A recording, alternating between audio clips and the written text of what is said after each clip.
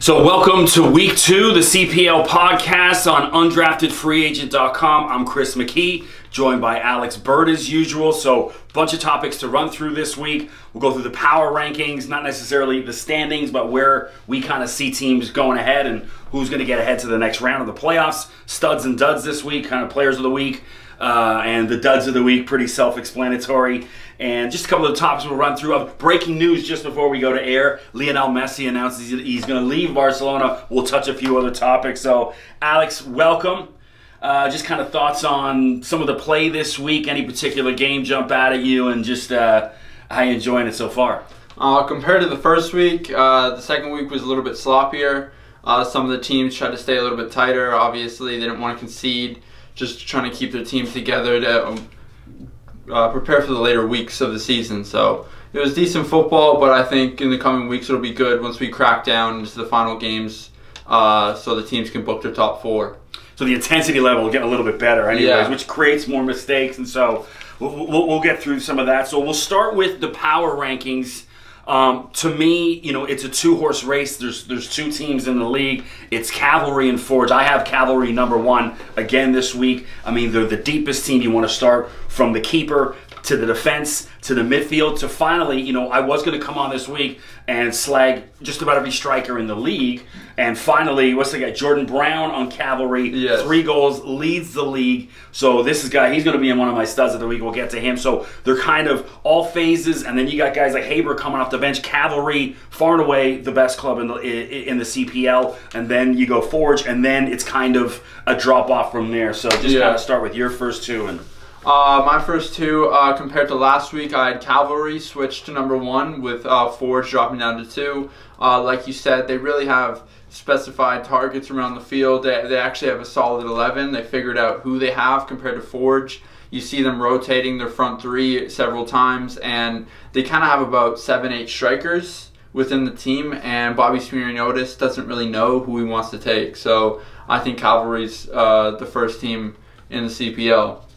3 and 4, I had Valor at 3. I thought after the first week, a terrible showing, and we all thought they were going to have a bad year.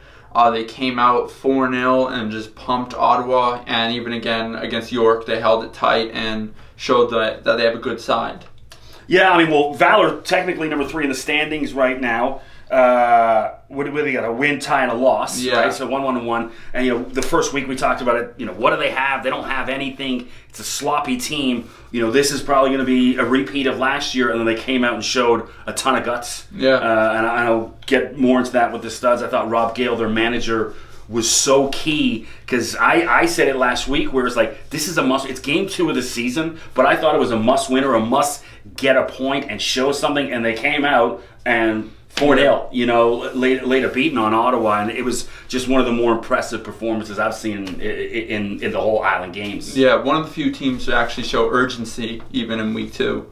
See, I had York 9 ahead as my number 3. Right now, I still think, you know, they've got a little bit more talent that just hasn't shown. So no wins, 3 ties. No losses, though. So, you know, any manager will say, well, I haven't lost. Yeah, you know, Jimmy Brennan can still hang his hat on that. And so that's why I still think, you know, York 9 will be, they're the 3 seed just ahead of Valor at 4. But right now it's looking like them. And then the drop off after that, I got Ottawa 5. I mean, all these teams are kind of tied in the standings, 5, 6, 7, Ottawa, HFX, and Pacific. And then you got FC Edmonton at the bottom. But I think Ottawa still got a little bit more talent than some of these other teams. But it's still 2-horse race. And then I'm liking right now, I'm kind of rooting for Valor to get into that next round. And at number 4, I had York. Like you said, they have some real talent all over the field. Guys like Ryan Telfer up top. Even Rivero had a fantastic goal when he came off the bench. Even Nathan Ingham in net, he's real solid. So I think that they've got some guys to kind of keep themselves together for a top 4 push. Number 5, I had Pacific. They have some players like Marco Bustos, but what's really been killing them is Nolan Worth. They have we'll dive into him deep. But still, they have a good team. They're in it every single game. It's just the problem is they might lose by 1 goal or something, or 1 goal might come early that's costly and it's going to put down the team. So I think he's kind of being the key factor to why they're not higher up in the standings, they don't have more points. And number 6, I had HFX. I think Bent, he's been a big part of that side. He's really been pushing them. Number 1 overall pick in the CPL draft, by the way. So I think that was a great acquisition. It was a great find by HFX to go out and scout him through the youth sports. So I think he could be a big key part. But they show they defensively they can really keep together, grabbing a couple 1-1 draws. But it's been a good side. But to round off, at 7, Ottawa, I think your first game you get 10 men, and it was unfortunate to blow the 2-goal lead. The second game, you get absolutely rammed by Valor, a Valor team that was more hungry than you and just wanted it. 4-0 is terrible. And again, the last game, they had a 2-0 lead to Edmonton and blow that, which was a horrible showing. It was one of the worst of the year. And even Edmonton was a poor side. And so I had them at number 8, and to blow a 2-0 lead to them is horrible. Yeah, Edmonton, I mean, speaking of kind of where Valor was coming into this tournament, that's where Edmonton is now. It's like, do you have a pulse? Are you going to show anything out here? Is anyone going to show something? And so I think, you know, the next game or two is really key for Edmonton going forward in the Island Games. So one of the things you touched on, kind of running through the power rankings, was scouting. You know, I'm kind of a little critical of some of the scouting. I think some of the CPL teams have been a little lazy in where they're finding their players. I just think there's a lot more talent in this country, and even United States that could be playing in this league that they're not finding. You know, we talked about Corey Bent, number 1 overall pick. All right, that's a good find. This kid's been a good player. But aside from that, you know, I just, you know, Alex plays for Masters Academy, one of the top academies in Ontario. And, you know, his Masters is part of League One. But then you look at, I mean, I just haven't seen any CPL team really kind of out scouting. You know, I've done university games and that. It's like, where are they? Where are they finding these people? I just think at this state of where the stage or where the league is, you should be seeing CPL colors, especially in our area, York 9, you know, Forge FC, Ottawa. They should be at all these OPDL games, youth games, trying to find these kids because they're there. You know, and so I just think they got to step that up a bit. Well, you can see some additions here and there on a couple teams. York obviously has one guy from League One, another from OPDL, but it's really few and far between. Some of these teams are even out in British Columbia. There's a ton of prospects that could be found. Also out in Quebec, I know Mo Farsi. He came out of Blainville in the Quebec Premier League. That can be a good find for Cavalry. He's proven he can be a good player. But there's tons of Canadians like Tyler Pasher, who's ripping it up in the USL right now. Maybe even the leading scorer in the USL at the moment. Just like everything in Indianapolis? Yes. Yeah. Why isn't he in CPL colors right now as a Canadian?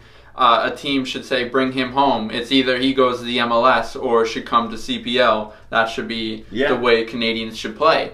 So, like, example for him, why isn't he? And there's other tons of Canadians around the USL, even in lower leagues in Europe. Like, why have a guy play League 2 in Scotland like Fraser Air did? But come home, like, come play in front of your friends and family and just build the country and try and create football for 2026 to be a big product. And I think it also has to do with Canada soccer. Obviously, hey, they've done some great things. Alphonso Davies, you know. But aside from that, you know, you want to talk about the Canadian national teams from what I've seen over the past couple of years. You know, the U18, U17, U16, they're only taking players from the Toronto FC Academy, Whitecaps Academy, and the Impact Academy. Now, of course, they got some great young talent. But there's hundreds and thousands of other players at other academies and club leagues and rep teams that just as good as better than those kids. And so for you to say, oh, in order to represent our country, you have to play for one of these 3 clubs, it's just ridiculous. You know, I just think, and I think, you know, what did you see all the loans from just before the start of the Island Games? TFC loan, Vancouver loan, TFC2 loan. It's like they're just going from picking from the same pot. Yeah, very direct. I understand how there may not be too many Canadian players just as yet, and still some kids have to grow into the professional game as some of the kids are young. We see some bright talents like Jaden Nelson. He's only about 17 or so. But he's a TFC striker. Yes, he's with TFC. Made his first appearance in the Orlando tournament.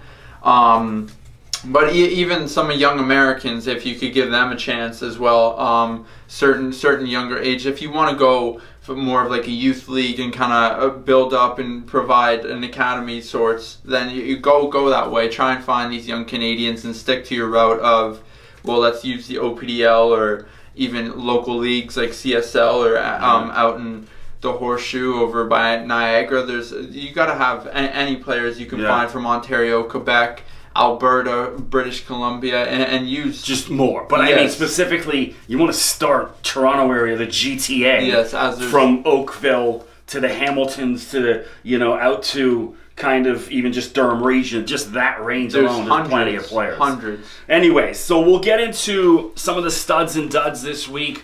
You want to start off? Let's start off with the duds because we've already talked about Nolan Worth, and I know he's on both of our lists. So Nolan Worth, the Pacific goalkeeper, week 1 calamity against Ottawa. No, sorry, it was against HFX because Corey Bent was trying to chase him down. Yes. Against HFX, gives up a goal, just kind of basically pass the ball to defender. So then I was actually going to put him on my studs because he came back in the second game. I think it was York 9.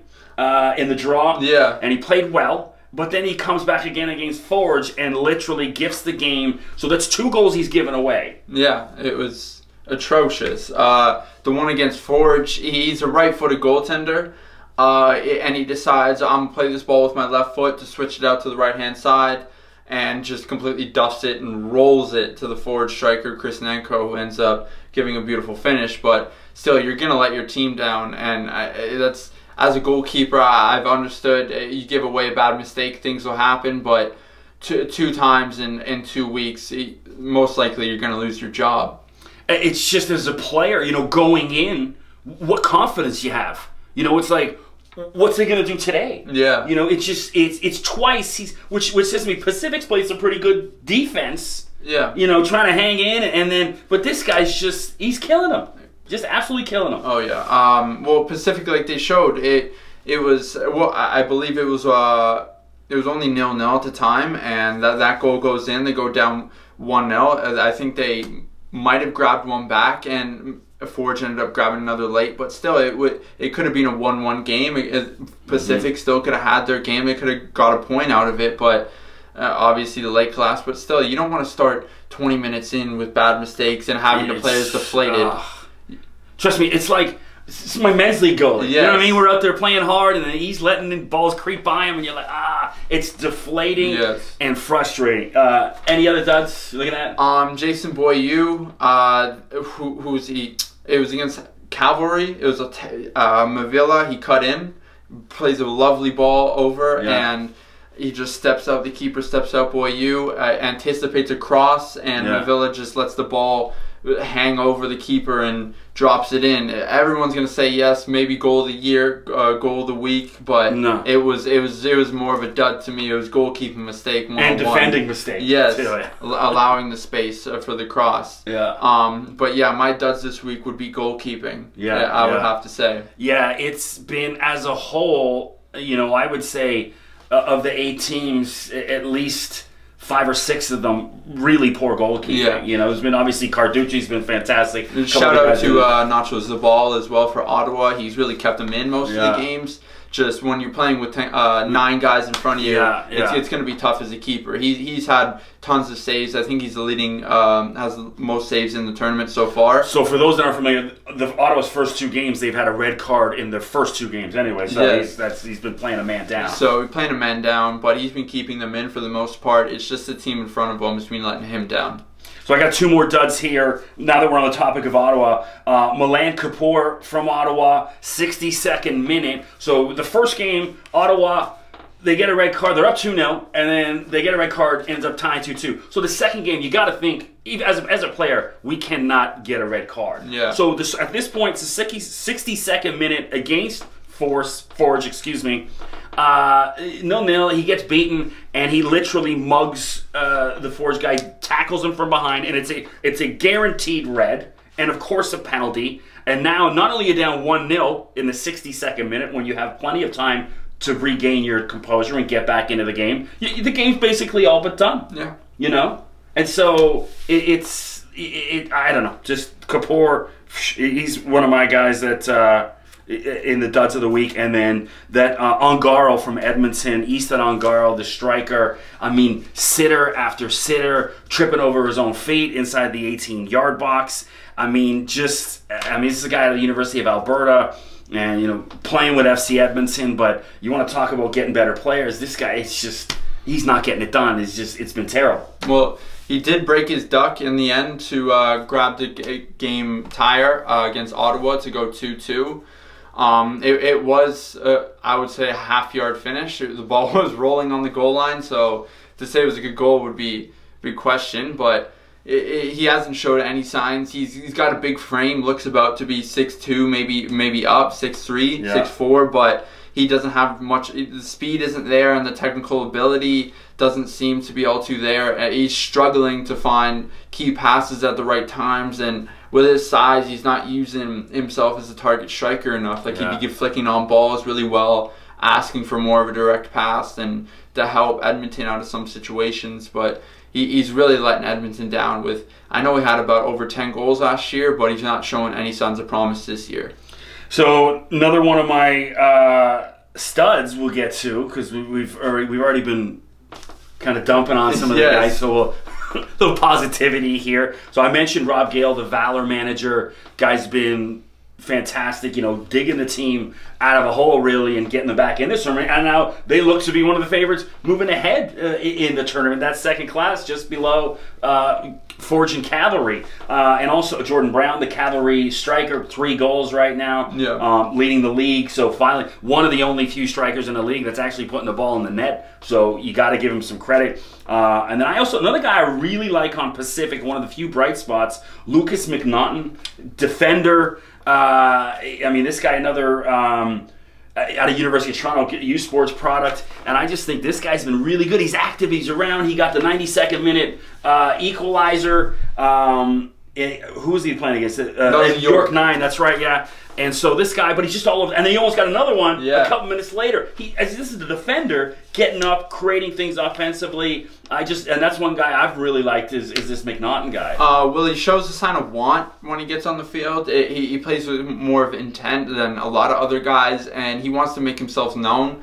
When you get in the box as a defender, it's just about, I have to want this ball more than anyone.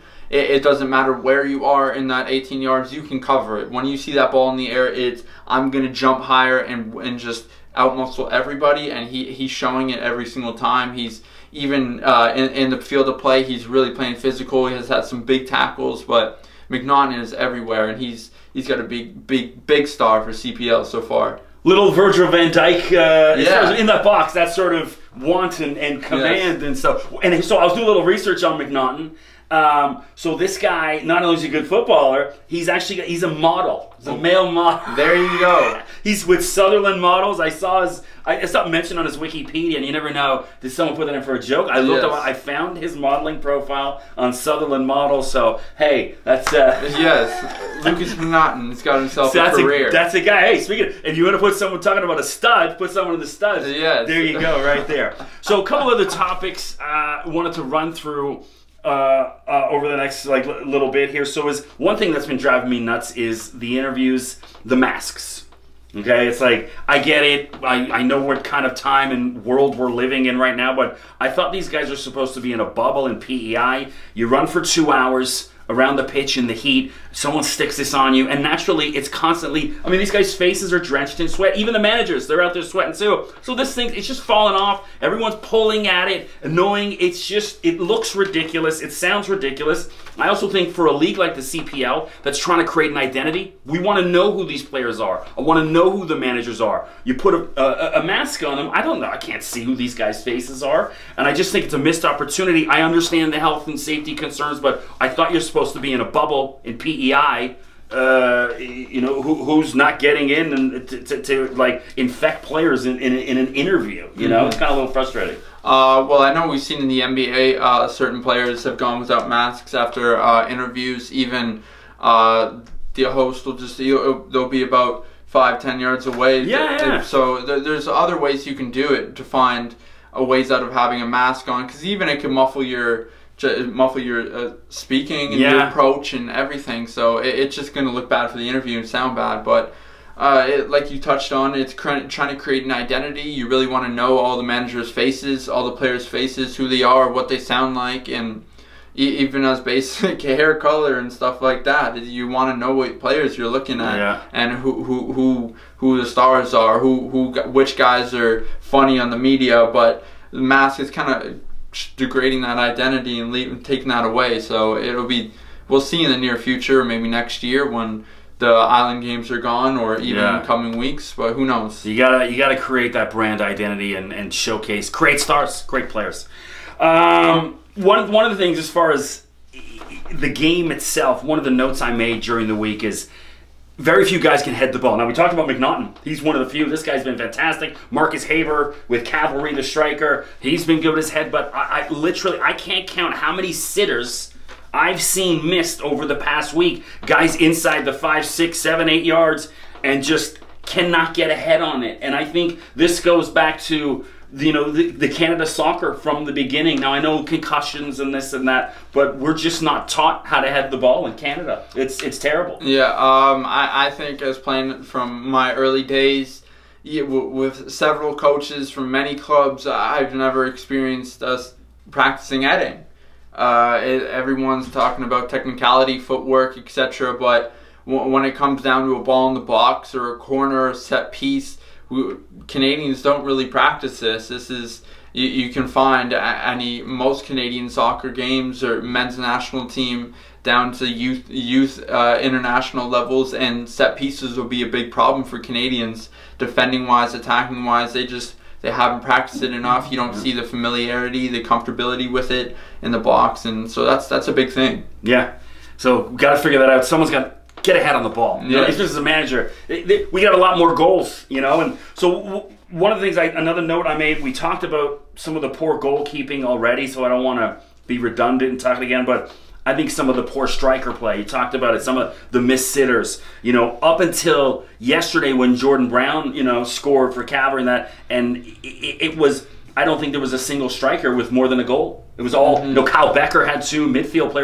players, defenders, everyone getting in. But the play of the strikers throughout the tournament itself, aside from Brown now over the past day or two, has been really poor. Well, you can see a lot of the creativity and build-up is really coming from that midfielder. We found a bunch of teams with a ton of creative number 10s and number 6s, such as forwards with Becker, Ottawa with Javier Acuna. He's got a couple goals the other day, and you can see there's some promise, some bright spots from the midfielders with a bunch of teams, but the number 9s and even the wingers are really poor. Maybe a couple bright spots with Mo Babuli, but we know he's played for TFC. That guy's with proven experience. We don't see too many kids coming up with the young flair. We saw Lowell Wright. He had a good first game, but even his couple other games after that, he wasn't too evident, wasn't seen around the field. I think he had a sitter, like the next game after, he had 2 headers and tossed them right over the bar, even missed one. But there's tons of kids. It's not good enough so far. Yeah, Lowell Wright, he's a good start, but kind of missing over the past couple days. Well, enough with the CPL now. We've kind of covered everything this week. Don't forget, of course, you want to catch more CPL, obviously subscribe here. But check out One Soccer. We've got our subscription. We watch all the games up there. My only beef is I wish they'd get them up a little faster sometimes on the replay, because sometimes he'll watch them at day, then I'm at work, come home, get the games up a little faster. CHGH Hamilton on Sundays, Channel 11 is doing it, and then CBC Saturday. So PVR the games, lots of opportunities to see the game, even if you don't have the One Soccer. So internationally, literally just before we started taping this, came across the wire, Lionel Messi announces he wants out of Barcelona. Not a surprise. Now it's, where do you see him landing? There's been talk of Man City as one spot. They have the money for it. They can afford him. The loss of Leroy Sané is going to be big for next year. So I think any team in the world will take Messi as an addition. City, what are they? Semi-finalist, I believe, or quarter-finalist in the Champions League. They need a big step. They got to get to the final. That's what it's about for Pep Guardiola. They've won everything and anything there is for English football, and the next step for them, I believe, would go all out and for the next couple of years get the Champions League trophy. And you got to finish the dynasty eventually, and I think this is the way to do it. No Liverpool. Do we need him? I mean, you need Lionel Messi, but do you really need him? Like at this point, you've won the Champions League a couple years ago. You've got a Premier League this year. You've got proven front three. Even guys coming in like Rion Brewster, Divock Origi's on the bench, obviously. But I don't think at this point you can even afford Messi, because they're even in talks of they don't really want to pay 30 mil for Thiago, and he's been pretty fantastic midfielder this year for Bayern Munich, starting in the final the other day. But I don't know if Liverpool will be the spot for him. Maybe even PSG, but they were in the final too, so they have the front three who dominated for a large portion of that final.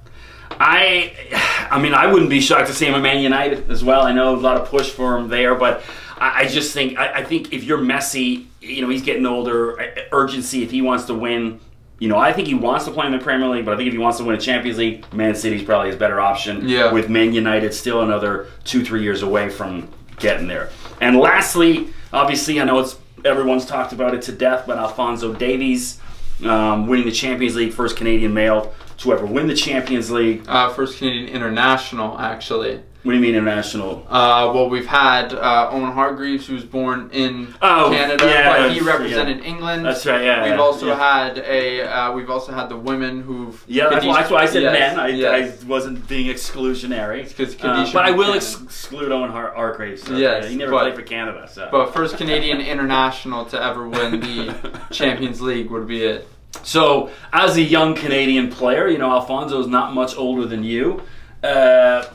What is this, what kind of hope, what kind of inspiration does this provide? Well, it's showing some bright spots for Canada soccer, as he came out of Edmonton, not even as we were talking about Toronto and Ontario, it's a player from Edmonton. Yeah. So that shows you can find kids from anywhere. Just give them the talent, give them the opportunity, and you can make something of it. Even kids like Jonathan David, he's $30 million striker going to Lille next summer. The French league. Yes, and there's bright spots coming out of Canadian soccer. All right, well, I'm spent. So thanks for joining us here on the Undrafted Free Agent Podcast. Don't forget, check us out on Twitter. On my Twitter, at Mr. McKee. Alex is on Instagram, or Alexander Burt 23. Yeah. Is that what it is? Yes. Yeah, Alexander Burt 23. And of course, check out undraftedfreeagent.com. There you go.